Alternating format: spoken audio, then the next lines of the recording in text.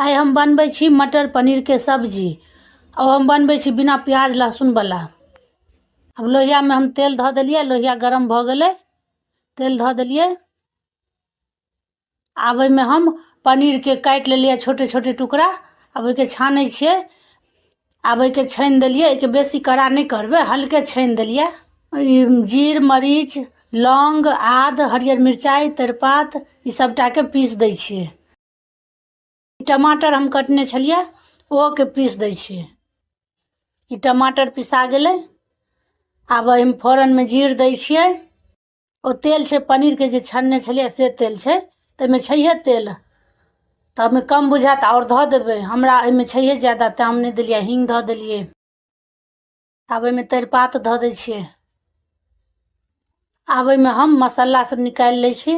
ई धनी मिरचाई कमे कर देबै, किया मिरचाई उम्हरो छै और मसाला सब देलिए तऽ ज़्यादा तेज भऽ जेतै। हरैद आब एहिमे पानि दऽ के मिला दै छियै। मसाला मिला देलिए बढ़िया से। आब एके एहिमे दै छियै। मसाला के आब 1 मिनट तक भूजबै। आब एहिमे टमाटर सेहो धऽ दै छियै।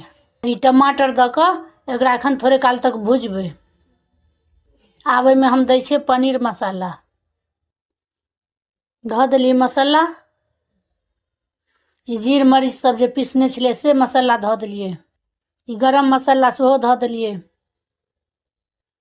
आब एकरा सबटा के बढ़िया से मिला दै छियै। आब एहिमे मटर धऽ देलिए। उबालल मटर छै। ई पनीर सेहो धऽ दै छियै एहिमे। ओहो एहि मसाला में मिल जेतै। नून धऽ देलिए।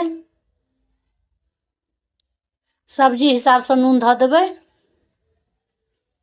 ई मसाला भूजल तऽ छैहे। आब एहिमे ज़्यादा भूजऽ के नहीं काज छै। आ एहिमे अंदाजे से रस दऽ देबै, जते राखऽ के हुए रस ओहि हिसाब से धऽ देबै। आब एहिमे धऽ दै छियै ओ काश्मीरी मिर्ची जे होइ छै ओ कलर के लेल से धऽ दै छियै। लाल भऽ जेतै सब्जी, देखऽ में नीक लगतै। आब ई धनी पात धऽ दै छियै। आब एके झाँपि दै छियै। आब थोड़े देर खौलऽ दै छियै। रसो गढ़ा गेलै।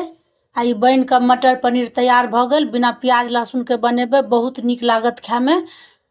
ई वीडियो यूट्यूब पर देखै छी सब्सक्राइब कऽ देबै, फेसबुक पर देखै छी फॉलो कऽ देबै। धन्यवाद।